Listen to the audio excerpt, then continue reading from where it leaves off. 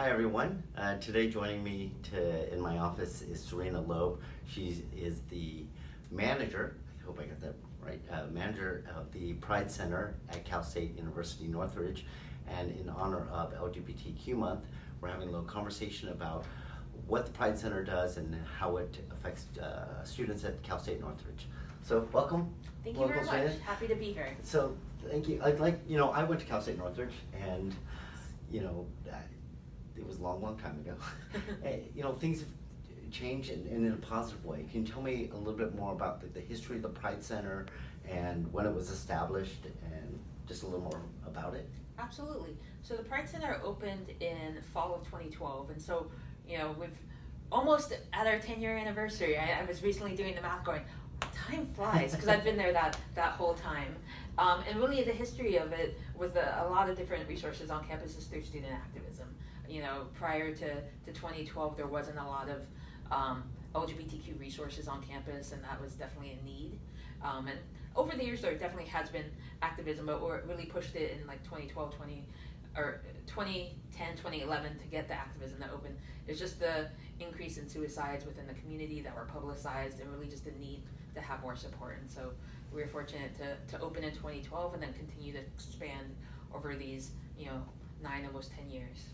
Yeah, so how many faculty and staff and students would you say identify as LGBTQ at Cal State Northridge? Yeah, and so for that, it's a hard one because it's Sure. not one that we collect data on. We more recently, the Cal State systems as well as UCs and community colleges ask optional demographic questions around gender identity and sexual orientation. So of those who have opted to come out in their applications, I would say we're a little under 10%. But you also realize that some folks don't come out until later Sure. in college or might not feel comfortable. So, anywhere from like 10 to 12% of students identify within the LGBTQIA plus community. And then faculty and staff is also, I would say, probably falls within that range, Mm-hmm. but currently we don't collect data in terms of sexual orientation, gender identity with faculty and staff. This last year has been a huge challenge for all of us. But with Pride Month this year, I know we're all starting to come back to some sort of normalcy, but what are some of the activities that you guys have been able to do and to bring light to this very important month?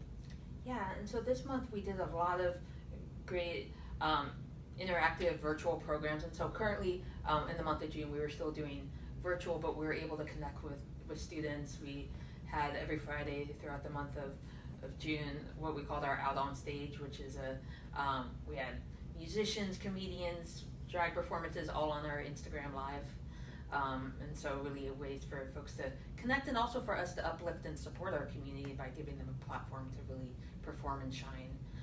We also had brought Justin Michael Williams to do a kind of mindful meditation and really looking at wellness, and also for those who are RuPaul fans, we brought Bob the drag queen to do a Q&A, which the students loved, which was a lot of fun. And so just finding different ways for folks to connect, even virtually. The LGBTQ community, can you tell me is that the appropriate term now, or abbreviations used, or it's, I know it evolves, over time. It definitely evolves, and I think also different organizations or different even areas of the country may use the acronym in different orders or different ways.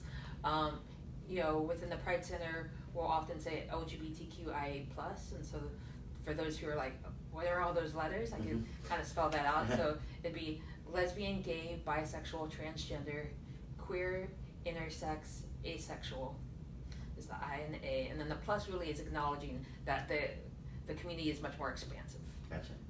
Than that. Some will do LGBTQ, which is also right. Some will say LGBTQ+. Mm-hmm. So what are currently on campus, what would you say the current issues are that are affecting the LGBTQ+ community? Yeah, I would say on campus for our students, the current issues, I think there's still a lot of more education and understanding that can go on. especially for our trans community, having their correct name used, pronouns used. CSUN we recently added this past November, and actually it's available throughout the Cal States, adding pronouns to class rosters, so students could add their pronouns to the Solar, their student management system, which will come visible. And so that's just another way to bring visibility and understanding, as well as students are able to have their chosen name listed on class rosters, as opposed to, which might not match their legal name. Mm-hmm. And so I think that's part of it, and also, discrimination, maybe not necessarily always on campus, but within the community, not feeling supported by family. Homelessness is still, an issue amongst LGBTQ plus youth, food insecurity, things like that. And so really just trying to find ways to support students. And one thing that we're starting up this year, because we were fortunate to start an emergency fund for LGBTQ plus students who are struggling. Maybe they were kicked out of their house, maybe they were struggling with homelessness, or not able to pay for food, and so finding ways to support. And that's so that kind of leads to my next question, as far as like, I know things, like I said earlier, have changed so much, and for the better. Probably add Cal State Northridge. So do you feel that, I think some of the things that you talk about the inclusivity that the colleges are trying to do to make kids more comfortable at the school. Do you think they've made a good, I don't know if the right word is effort, but do you feel like the Cal State system has been doing its part to try to do what they can to help? Yeah, I think that there's definitely, or even, because I'm a Cal State alum, went to my undergrad at Cal State, my grad school at Cal State, so I've definitely seen the progression and efforts over the years, and I think that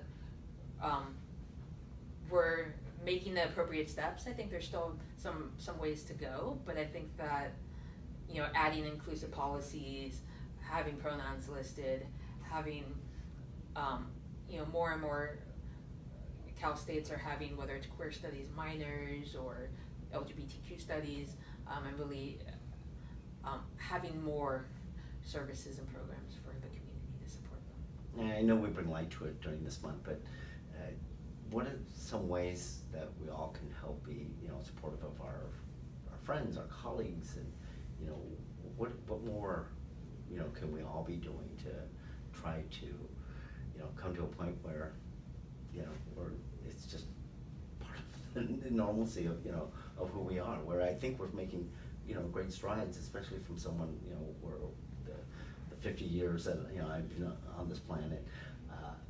What else? What else do you think that the non-LGBTQ plus community can do to support their, friends and peers? Yeah, I think some of it is just continuing to educate yourself and on the community. Language and resources, change, and so being up to date and recognizing that. I think another thing that folks could do is, sometimes, allies might not know the appropriate things to say, and so giving others a platform to speak, and so instead of speaking for a community, giving others of the community access to share their stories, share their truth. Other ways that for folks who have the means to do so, support organizations that really do the work with the LGBTQ community, whether that be the Pride Center, local community centers, for those outside this area. I think those are all things that they could do, and attend LGBTQ events, listen to guest speakers. There's amazing shows on TV too that have representation that folks could learn from.